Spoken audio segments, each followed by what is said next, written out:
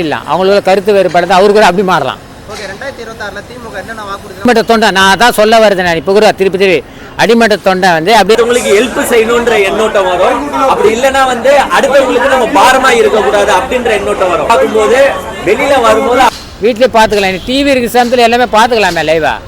ஏன் அங்கே போய் கூட்டத்தில் பார்க்கணும்? எம்ஜிஆர் ஒரு காலத்தில் அப்படிதான் சொன்னார். அழகா நம்ம மனுஷ பிறவியா ஏன் பிறந்திருக்கோம்? ஆக்சுவலா எப்பவுமே ஒண்ணுதான் சொல்லுவேன். ஒரு அதுக்கு அது உள்ளே கேட்கவே கூடாது அந்த கேள்விலாம். அவரெல்லாம் ஒப்பிடவே கூடாது. ஏன் ஒப்பிடக்கூடாது? என்ன காரணம்? இல்லை விஜயகாந்துக்கு அந்த நிலைமை தான் வந்தது. விஜயகாந்துக்கு அதே தான் சொன்னாங்க. கருப்பு எம்ஜிஆர் ஒரு கருத்தை வெளிப்படுத்தணும். ஒரு இன்றைய காலத்து இளைஞர்களுக்கு இது நான் தீவிர எம்ஜிஆர் பக்தர். நான் முதல்ல பதிவு பண்ணிக்கிறேன். ஏன்னா அவர் பேசுறேன்னு கேட்காதீங்க. அவரெல்லாம் ஒரு பெரிய ஜாம்பவான். ஏன்னா அதனால தான் சில அரசியல்வாதிகள் இது பண்ணாதீங்கடா அப்படின்ற ஒரு கருத்தை திணிக்கிற மாதிரி இருக்கணும். இந்த மனிதனா பிறந்ததே இன்னொரு மனிதனுக்கு ஹெல்ப் பண்ணுது. நீலா ஒரு ஆம்பளையா செக்க தொலைச்சிட்டு வந்திருக்கு. எம்ஜிஆர் முன்னிலைப்படுத்துறாங்க. விஜய் கூட பஸ்ஸில் போட்டுக்கிறாருன்னா யாருன்னா கேட்டாங்களா?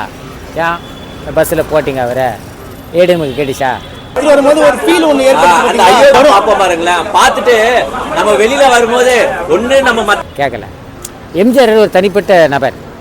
அவர் யாரும் வேணா முன்னிலைப்படுத்தலாம். அதை வந்து விஜய் வந்து எக்ஸ்போர்ட் பண்ணிக்கிறாப்புல.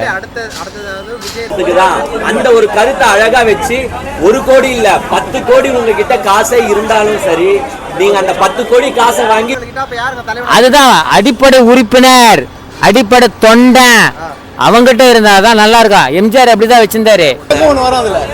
உங்களுக்காக செலவு பண்ணீங்கன்னா அது ஒரு சந்தோஷத்தை தராது. அந்த 10 கோடி காசா வாங்கி அது ஒரு 5 கோடி மத்தவனுக்கு ஹெல்ப் பண்ணிப்பாரு, அதுல வர சந்தோஷம் தான் உண்மையான. அந்த காமெடி அங்கங்க போட்டுருப்பாங்க, ஒரு சின்ன இன்செர்ட் மாதிரி பண்ணிருக்காங்க. ஏமாற்ற விஷயமா தானே இருக்கு. அதை பத்தி நீங்க நினைக்கிறீங்க? அது மக்கள் தான் முடிவு பண்ணுவாங்க. மக்கள் ஒரு ஆளா நீங்க நினைக்கிறீங்க? எல்லாரும் வந்து நல்லா செய்யும். ஒண்ணும் இல்ல, ஒரு பணம் கிடைக்க போகுது. அந்த கிடைக்கிற நேரத்துல ஒருத்தர் வந்து கண்ணாடி அவுத்துட்டு சோகமா வருவாரு. அப்போ உடனே ஒரு கிளைமேக்ஸ்ல ஒரு காமெடி வரும். என்னப்பா டாக்டர் மாதிரி கண்ணாடி அவுத்துட்டு எல்லாம் வர விஷயக்கிருமைங்களா? 2030ல யார் தான் முதலமைச்சர் வருவாங்க? அது வந்து மக்கள் தீர்ப்பு மகேசன் தீர்ப்பு தாங்க சொல்லுவேன். நான் நீங்க யார் கூட்டு போடுவீங்க? நான் அதெல்லாம் கிடையாதுங்க. ஏன்னா பார்த்துருப்பீங்க, அவர் ஒப்பிடவே கூடாது. அது வந்து அதுவா டெண்டரிங் பண்ணிக்கிறாங்க. அது பெண்கள்லாம் முதல்ல வெளியே இருங்க, நான் அப்பதான் பேசுனாரு. எதனா சோகம் நிகழ்ந்துருச்சா அப்படின்ற மாதிரி காமெடிஸ்லாம் வந்து அழகா ஒர்க் அவுட் ஆகியிருக்கு. அதுவும் நான் வந்து எம்ஜிஆர் தான் ஆதரிப்பேன். அதுக்குன்னு அது ஒரு காலத்துல இருந்ததுங்க. ஒரு நீங்களே நினைச்சு பாருங்களேன், ஏழையா இருக்கீங்க, ஏழையா இருந்துட்டு திடீர்னு ஒரு லக்குல 1 கோடி ரூபாய்க்கு செக் கிடைக்குது. அந்த 1 கோடி ரூபாய் வரப்போகுதுன்னு நினைச்சு பல கமிட்மெண்ட்ஸை நீங்க ஏற்படுத்திட்டீங்க. திடீர்னு பார்த்தா அந்த செக்கு காணும். உங்க ஃபேமிலியோட நிலைமையை நினைச்சு பாருங்க. அதுவும் உங்களுக்கு அமைஞ்சிருக்கிற பொண்டாட்டியோ கோவக்கார பொண்டாட்டி கிழிச்சு தள்ளிடும்.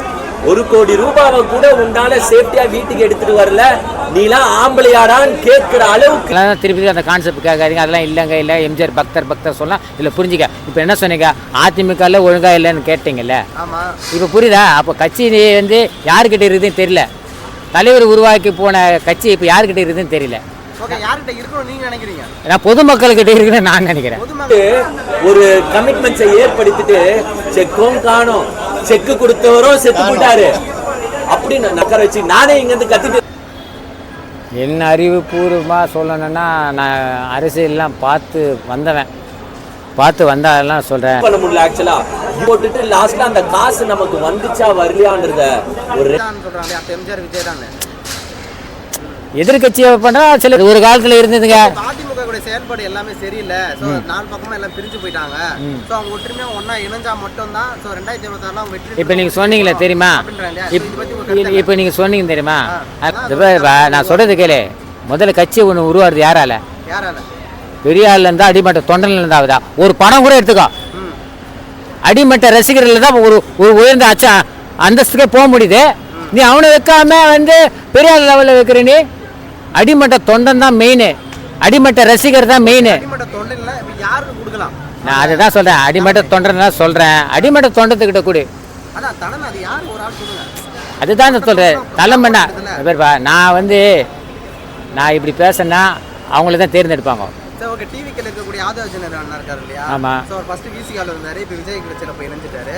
ஸோ இப்போ திமுகவில் இருக்கக்கூடிய குறைகள் எல்லாமே அவர் தான் பார்த்தா வெளிச்சம் போட்டு காமிச்சிட்டு இருக்காரு, ஆகோஷமாக பேசிட்டு இருக்காரு. அது அவர் பேசுறதை பற்றி நீங்கள் என்ன நினைக்கிறீங்க? அது எல்லாம் கட்சி விட்டு கட்சி தாவது கங்கார் கதை தான். நான் அதெல்லாம் எடுத்துக்க மாட்டேன். நிறைய பேர் தாவி வந்தவங்களாம் இருக்கிறாங்க. ஓகே. கட்சி விட்டு கட்சி தாண்டி போகிறவங்க நல்லவங்களா கெட்டவங்களா?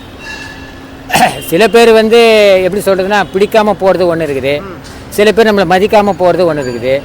நம்ம காலம் முச்சு நம்ம இங்கேயே இப்படியே தான் நம்ம மட்டம் தட்டி கீழே வச்சு நம்ம மேல் லெவலில் போக முடியாதுன்னு அங்கே போய் மேல் லெவல் மேல் லெவலில் ஆனவங்க இருக்காங்க. அடிமை வச்சுருந்தா முன்னேற முடியாது, இன்னொரு கட்சிக்கு போகலாம், அவன் அங்கே முன்னேறிடுவான். சரி ஓகே. அதான் அரசியல். ஆக்சுவலாக மக்களுக்கு சேவை பண்ணணும்னு வராங்க, ஆனால் மக்களுக்கு சேவை பண்ணாமல் ஓகேண்ணா தனித்துவமாக நான் என்ன சேமிக்க முடியும், அதில் சரியாக சேமிக்க வரலன்னா அடுத்த கட்சி தாவறாங்க இல்லையா? ஸோ அது வந்து மக்களுக்கான ஒரு தலைவன் அவங்க இருப்பாங்கன்னு நினைக்கிறீங்களா? அவங்க சில நேரத்தில் ஏற்கனவே குற்றத்தை நிறைவேற்றின்னு தான் அவங்க சொல்கிறாங்க. நிறைவேற்றிட்டாங்க. இனிமேல் என்ன நிறைவேற்றணும் இருக்குது? புதுசாக என்ன இருக்குது? ஒன்றும் இல்லையே. நீட் தேர்வு ரத்து செய்யணும்னு சொன்னாங்க, ரத்து செய்யப்படலை. அது சாத்தியப்படாது. சாத்தியப்படாதா? அது இன்னைக்கு நேற்று இல்லை, இன்னைக்கு நேற்று கையெழுத்தானது கிடையாதுப்பா. அது பெரிய இதில் இருக்குது. ஓகே. அப்போ சாத்தியப்படாத ஒரு விஷயம் இல்லைப்பா, அது பெரிய லெவலில் இருக்குது. அது ஏன்னா வேணாம், அதில் கையை வச்சா மெடிக்கல் காலேஜ் ஃபுல்லாக காலியாடும். எல்லாமே மினிஸ்டர் தான் காலேஜ் வச்சுக்கிறாங்க, எம்பிபிஎஸ் சும்மா கிடையாது. சரி ஓகேண்ணா. சாத்தியப்படாத ஒரு விஷயம் 2009 தேர்தலில் ஸோ அது வாக்குறுதியாக கொடுத்துட்டு முதலமைச்சராக வந்திருக்காரு இல்லையா? அப்போ தான் போட்டு போகிறது, புரியுதா? 5 வருஷம் தான் அரசியலுடைய வாழ்க்கை, 5 வருஷம் தான். ஒரு அரசாங்க ஊழியரோட வேலை 60 வயசு. நான் சொல்கிறது புரியுதா? 5 வருஷத்துக்கு தான் கட்டுப்படுவாங்க எல்லாருமே. மக்கள் வந்து அப்படி தான் கட்டுப்பட்டு இருந்தாங்க. ஓட்டு நல்லா செய்வாங்க, இப்போ ஓட்டு போடுறது. அதுக்கப்புறம் படிப்படியாக உணர்றது தானே மாறு. நான் அதை சொல்ல மாட்டேம்மா, அடுத்த எலெக்ஷனில் தான்ப்பா தெரியும். அப்படி தான் எம்ஜிஆர் ஜெயிச்சார், அப்படி தான் எம்ஜிஆர் ஜெயிச்சார். நான் சொல்ல வர்றது நீ சொன்ன தெரியுமா? நல்லா செஞ்சாங்களா. அடுத்த முறை வரதுக்கு காரணமே வந்து எம்ஜிஆர் நீடிச்சு நின்னாரு. 10 வருஷம் நீடிச்சு நின்று யாருமே இல்லை. கரெக்டாப்பா? 10 வருஷம் நீடிச்சு நிற்கிறான். கேப் விட்டு அதை எதுவும் பண்ணிக்கிறாங்கன்னா அடுத்த மாற்றத்தை ஏற்படுத்துவாங்க மக்கள். அவர் இன்னைக்கு வரைக்கும் தனியாக தான் நிற்பேன், தனியாக தான் போவேன், தனியாக தான் வருவேன். அவர் மேலே விமர்சனங்கள் எல்லாம் கரெக்டுன்றீங்க, தப்புன்றீங்களா? அவர் விமர்சனம் அவரே தாங்கிக்கிறாரு, நீ கவலைப்படுற? நான் கவலைப்படல, மக்கள் ஒருவனா சொல்லுங்க, நீங்க என்ன நினைக்கிறீங்க? சீமான் பற்றி அவர் வந்து எதுவுமே வந்து வெளிப்படையாக பேசுகிறாரா எப்படின்னு தெரியாது. என்ன வெளிப்படையாக பேசுகிறாரு எனக்கு தெரியாது. அவர் வந்து தனித்துவமாக சிக்மா மேல்னு சொல்லுவாங்க. சிக்மா மேலில் பார்த்துக்கிறா, ஆல்பா மேலுக்கு சிக்மா மேலுக்கு என்ன வித்தியாசம்? ஆல்பா மேல் என்ன பண்ணால் தனியாக இருந்து தனியாக யோசனை பண்ணி பேசுறது தான். ஒன்று உஷாராயிடுவாங்க, எதுக்குமே போகக்கூடாது. எங்க 26 தேர்தலில் முதலமைச்சராக தகுதி உள்ளவர் யார்? அரசியல் தலைவர்கள் மக்கள் தேர்ந்தெடுக்கிறது தான். மக்கள் ஒருவனா நீங்க சொல்லுங்க. நான் ஒரு ஆள் ஓட்டு போட்டால் போதுமா? ஒரு ஆள் ஓட்டு போட்டு முதலமைச்சர் தேர்ந்தெடுங்க. 2.25 கோடி யார் வாக்கு அதிகமாக எடுக்கிறாங்க? 2.25 கோடி, 234 தொகுதி. அவர் எதிர்கட்சி. 118 எம்எல்ஏ இருந்தாவே முதலமைச்சர், 22 வாக்கு சதவீதம் வச்சிருந்தாவே எதிர்கட்சி, 43% இருந்தாவே மெகா பட்ஜெட். 43% யார் இப்போ தமிழ்நாட்டில் வச்சுக்கிறாங்க? எந்த கட்சி யார் வச்சுக்கிறான்னு தெரியாதுப்பா, நல்லா கேட்டுக்கா. யார் வச்சுக்கிறான்னு தெரியாது. இந்த காரை வந்து சொப்பன சுந்தரி வச்சுக்க, அந்த கதையில் மக்கள் போடுறதான். ஆனால் ஒரு விஷயம் நான் சொல்லிடுறேன், வாக்கு சதவீதம் பிரியறதுக்கு விஜய் ஒரு காரணமாக இருக்கலாம். என்ன காரணம் அந்த சொல்லுங்க? எல்லாம் 18லேருந்து 22 வயசு கணக்கு எடுத்தால் அது வாக்கு எவ்வளோ, அதுதானே சொல்கிறேன். அவர்கிட்ட எவ்வளோ ரசிகர் இருக்கிறாங்க. குத்து மதிப்பானுங்க அப்படிலாம் சொல்ல முடியாதா? 4 முனை போட்டியா? முதல்ல அதை புரிஞ்சுங்கய்யா. 4 முனை போட்டி எது, 3 முனை போட்டி எதுன்னு தெரியாம நீங்க மீடியா வச்சு கேட்குறீங்களே. 4 முனை போட்டினா என்ன, 3 முனை போட்டினா என்ன சொல்லு. ஒரு அரசியல் தலைவர் எத்தனை வாக்கு சதவீதம் எடுத்தா முதலமைச்சர்? ஒரு அரசியல் புதுசா கட்சி தொடங்கி எதிர்கட்சியா உட்காந்தா எத்தனை சதவீதம் சொல்லிட்டு நீ? 23, 24 எடப்பாடி தான் எதிர்கட்சியா உட்காந்தாரு. மொத்தமாக கூட்டணியை வச்சா 37%, திமுக 43%. எவ்வளோ லீடிங்கு? 100% ஏன் போகிறேன்? 60% போடுறாங்களே.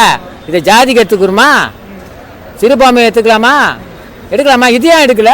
நீ ஒத்துமொத்தா தானே சதவீதம் எடுக்கிற. அந்த சதவீதத்தில் சிறுபான்மை ஓட்டு எவ்வளோ கூட்டணிக்கு போடுது, இந்த முதலியார் சமுதாயம் வன்னியர் சமுதாயம் அவ்வளோ எவ்வளோ 8% 4% இருக்குது. சீமானுக்கு எவ்வளோ விழுக்காடு இருக்குது, தனியாக நின்னா 234 தொகுதிக்கு.